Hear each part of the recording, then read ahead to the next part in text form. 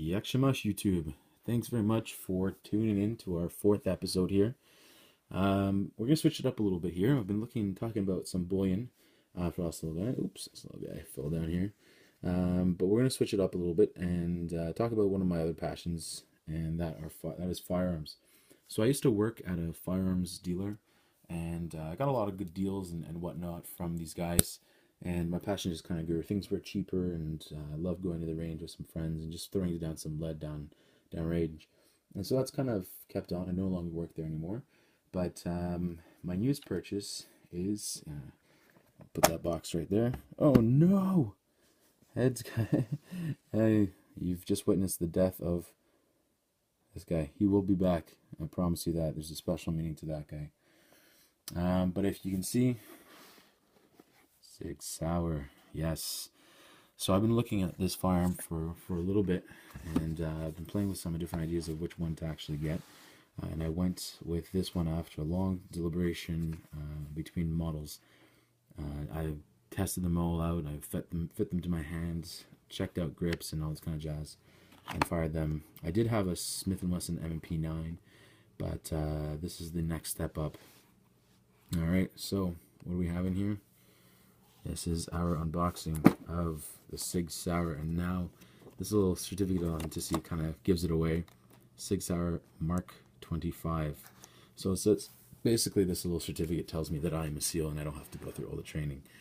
So for those people that don't know, the MK25 is basically the replication of a firearm that is being issued to the Navy SEALs, or at least that's what we're being told. It's a lot on the Sig Sauer website saying that this is the exact firearm that is being issued. I haven't spoken to any Navy friends. I don't have any Navy friends, so I don't know if I can confirm that. But it's a nice gun and a good gun overall, following the lineage of the 226. So in the box, obviously, we have the regular kind of materials. I'm glad to see that. You know, how to actually fire a weapon, and do some maintenance on it and whatnot. Warning jams. Hopefully won't see any of that in this one. So here's the beauty queen of the box, wrapped in this plastic here. Now I have gone through it and I just kind of hid all the serial numbers, but there is the MK25 Sig Sauer.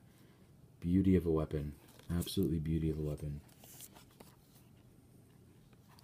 So there's a couple markings on here. That's just oil from the package. Nice, keeps it nice and fresh for delivery there. But it's just absolutely beautiful firearm. I know I probably have a little bit harder to see that.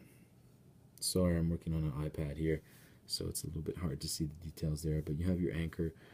You have your UID label giving you a serial number and a QR code.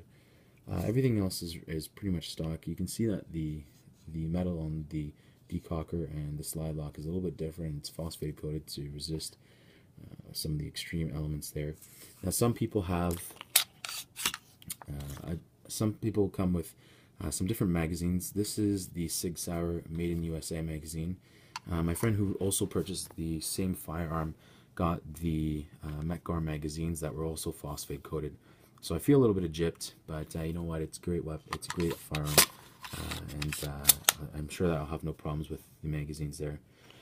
So stainless slide, nitron finished aluminum frame here. Everything looks pretty tight here, and so only the back serrations, no forward serrations, and we also have the Signite sights. Which, if you turn off the lights, are actually quite strong. A little bit hard to see, and obviously the light, but you have the tritium inserts inside and sealed with some kind of resin, so you don't pluck them out. So let me just go ahead and pull this back, so it is clear. You have the flag in front. There, we just checked it out. Remove the mag there, and very nicely polished inside, whatnot. We'll take the slide release. So it's very simple to take apart. You just have to take the takedown lever and use the slide lock, and that comes one apart. That's a big change from the old Smith & Wesson MP that I had, where you had to actually go pull the slide back and take a little lever and pull something out here. It was basically the sear disengagement lever. But you can see everything is very, very nice and clean inside. Not a shot fired through, at least not from me. I might have done some testing in the factory, but doesn't seem full rails, which is a really, really nice feature. And as you can see, that one thing special about this is that you have your full Picatinny rail. So Sig Sauer actually came out with their own proprietary rail, which was a little bit troublesome to mounting lights and lasers and stuff such like that. So this is a true Picatinny with the rails in the bottom here. So it allows for really, really good contact and really good mounting of all those kind of different accessories. So in this case, we'll talk about the trigger in a second. I apologize for the video, guys. I'll talk about the trigger in a second. Not the best trigger that I've seen. Just going back to my last firearm, again, the Smith & Wesson MP.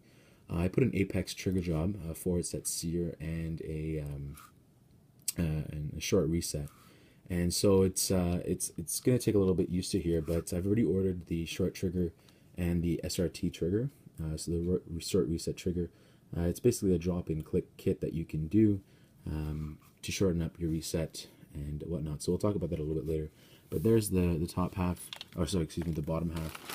Here's your slide, very, very clean. You have your guide rod with your spring and your barrel. The barrel is chrome lined, so you get a nice finish there. Again, helps with the wear of the actual barrel. Put a lot of rounds to this without any kind of issue. So just put that right back together. Okay. Yeah, seated nicely. All right. So there it is. You can see I've racked it a couple times just to play around with it. You have to do that, and as the barrel says, it's 9mm para with your new style extractor there. Okay. They switch extractors. The old ones had a little bit of issues. This one seems to be pretty good. Again, the sights. One thing that's really, really nice about the sights that you'll notice is that they have this kind of little hook, and that's really meant to, if you're missing a hand, or if your hand is tied up with something else, you're able to hook this off of something and rack the slide. Just doing that. So very nice feature. The 226 has really been thought through. Very nice. God, it's combat proven, battle ready, and just a very, very solid firearm. So just like that. Again, here's your decocking lever. So when you do that, nice safe way of putting it down. So the kit comes with a magazine in the chamber, or in the magazine rack, and also comes with 2 separate magazines. Again, neither of these are phosphate coated or made in Italy. They're all made in the States. You get a nice little piece of lube here, gun grease, and you also get a little lock there on the bottom there. But really, really nice kit. Let's just talk about the trigger a little bit. So the trigger, again, is a lot to be desired. There's a lot of creep in this. It's clearly not made for competition shooting because there's a lot of uptake. So if we go from double action, so it's a very nice smooth pull all the way to the end. Okay, and there you go. So you get the click. Very, very smooth trigger, known through all the 226s, or the 226s, excuse me. 10 pounds, very even throughout the whole thing. So if I do that, now you can see here we are in single action, and just simulating the blowback. So here is where we go, and there's your reset there. So it's quite a distance from the back there. And now if you wanted to engage the hammer again, there's quite a bit of creep, so you have to,